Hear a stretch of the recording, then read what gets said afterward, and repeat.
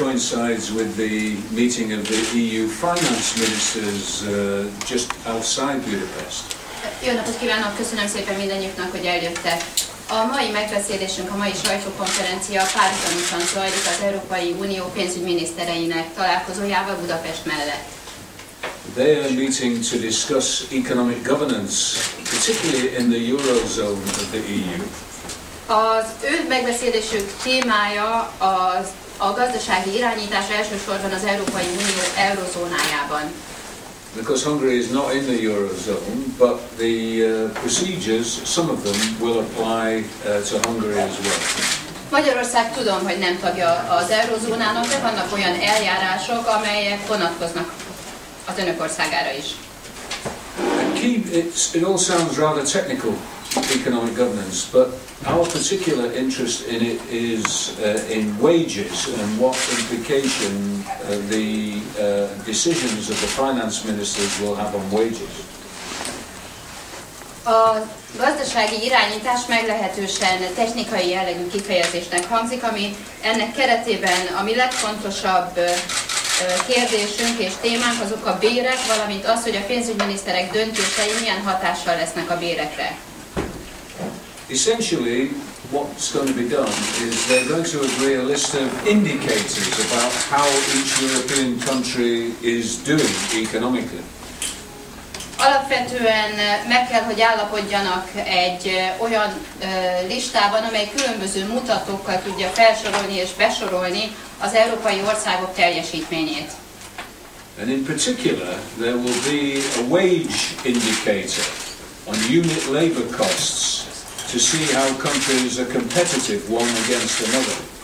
Ezek között fontos, hogy szerepel majd egy bérmutató is az egységnyi bérköltségekkel, annak érdekében, hogy lehessen látni, hogy a különböző országok mennyire versenyképesek egymással szemben.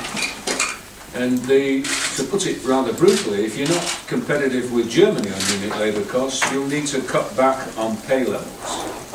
Hogy egészen durván fogalmazzak, hogyha valaki nem elég versenyképes például Németországgal egységnyi bérköltségben, akkor a bérszinteket kell csökkentenie. Now this, for us, interferes with the collective bargaining and the autonomy of unions and employers in the bargaining process. Ez az a pont, amely beavatkozik a szakszervezetek kollektív tárgyalási jogába és az egész folyamatra vonatkozó függetlenségükre. It puts downward pressure on pay levels in most European countries because Germany is, and credit to it, super competitive. A legtöbb európai országban lefele nyomja majd a béreket, hiszen Németország gazdaságilag jelentős és igen versenyképes. In fact, Germany went for 10 years without a real pay increase for the average worker. Németországban tulajdonképpen ténylegesen 10 évig nem volt az átlag munkavállaló számára béremelés. And everybody else became less competitive against Germany during that period, with the possible exceptions of the Netherlands and Austria. Ez alatt az időszak alatt mindenki más veszített Németországgal szemben a versenyképességéből, talán Hollandia és Ausztria kivételével. The absolute level of German wages is good. But they kept their competitiveness and improved it by holding down pay increases for a decade. A németországi bérszint általában abszolút értelemben jó, de a versenyképességüket egy évtizeden keresztül úgy tudták megtartani, hogy ezeket a bérszinteket szinten tartották.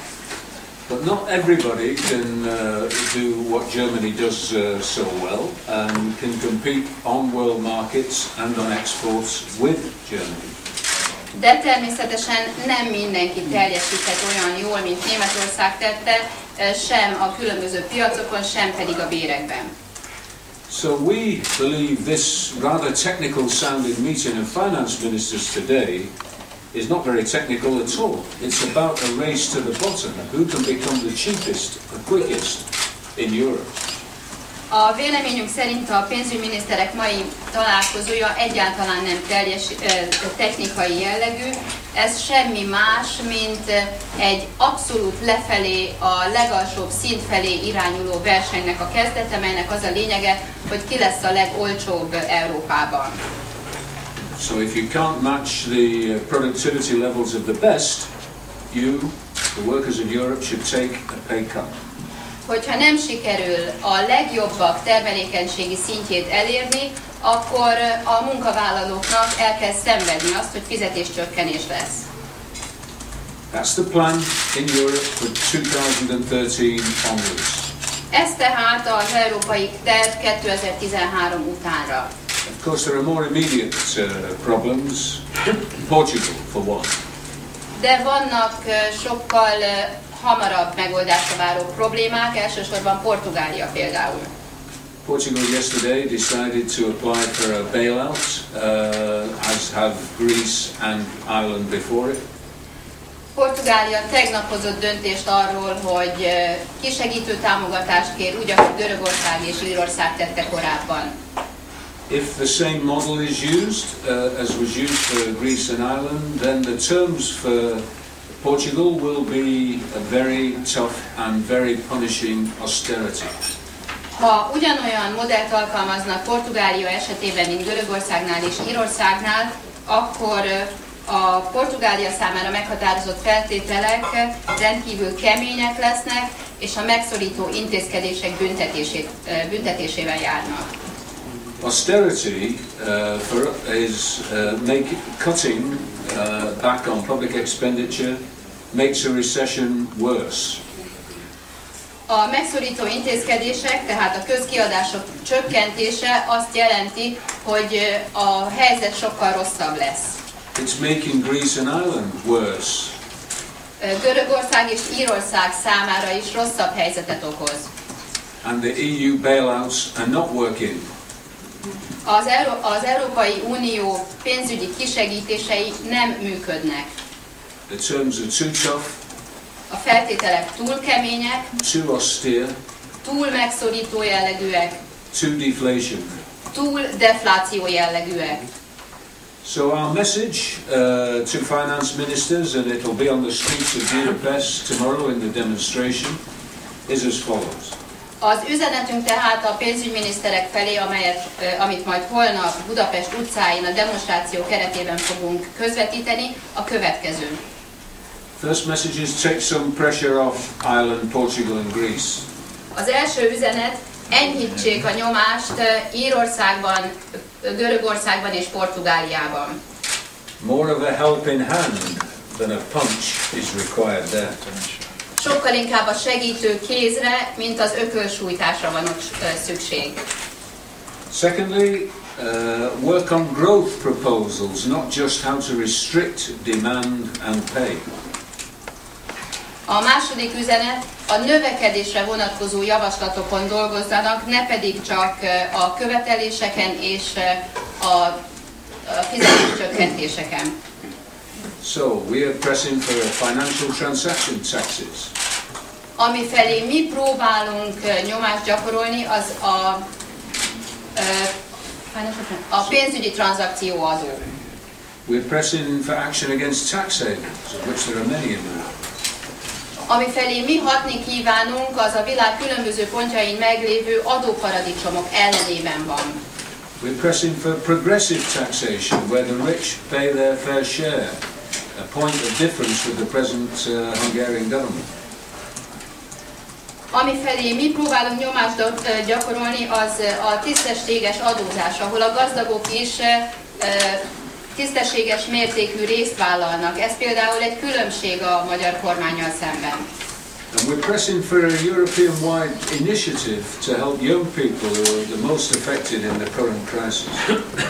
És afelé próbálunk hatni, hogy igen, széleskörű Európai Uniós kezdeményezéssel a fiatalokat és a leginkább sújtottakat segítsük.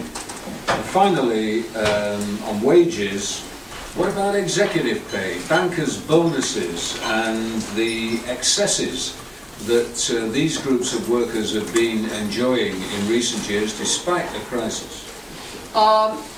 Az utolsó dolog pedig megint csak a bérekkel, fizetésekkel kapcsolatos, mégpedig a legmagasabb szintű vezetők fizetéseivel, a bankároknak a jutalmaival, a rendkívüli mértéket jelentő juttatásokkal. Ezek a munkavállalói csoportok a válság ellenére élvezték ezek előnyeit. And it seems to me that the framework that we're looking for is, we know Europe's got problems, we know that there is an economic crisis, but we are all in it together. A kerete pedig mindennek számunkra a következő. Tisztában vagyunk azzal, hogy jelentős problémák vannak, tudjuk, hogy gazdasági válság van, de mindannyian benne vagyunk. And this is where social dialogue and working things out together is the best model that Europe has got, and the countries that are doing the best use social dialogue to the most practical effect. És pontosan ez az a helyzet, amelyben a szociális párbeszéd a legmegfelelőbb. Az, amikor ez az a legjobb modell, amellyel Európa rendelkezik, az érintetteknek együtt kell kidolgozni megoldásokat, a legjobban teljesítő országok és a szociális párbeszéd modelljét alkalmazzák.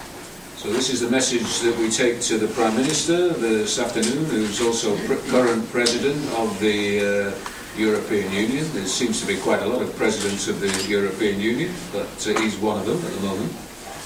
Ez tehát az az üzenet, amit ma a miniszterelnök úrnak is át kívánunk adni, aki egyben jelenleg az Európai Unió tanácsának soros elnöke, és úgy tűnik sok elnöke van az Európai Uniónak, de ő most az EU soros elnöke. And it's a message that we're taking along the streets of the beautiful city of Budapest tomorrow, and it'll be a good occasion, a cheerful, optimistic occasion about the future of Europe, but it will be a determined occasion as well, because we're showing our opposition to workers paying the price for a crisis that was born in financial markets. És ez az az üzenet, amelyet holnap gyönyörű városú Budapest utcáira is magunkkal fogunk vinni. Ez valóban egy jó alkalom lesz, vidám és optimista tüntetés lesz. Európa jövőjével kapcsolatban optimista, ugyanakkor eltökélt is, hiszen ki akarjuk fejezni azt, hogy ellenezzük, hogy a munkavállalóknak kelljen megfizetni azt az árat, amelyet nem ők okoztak. Thank you very much. Köszönöm. Thank you. És most kérem Dr.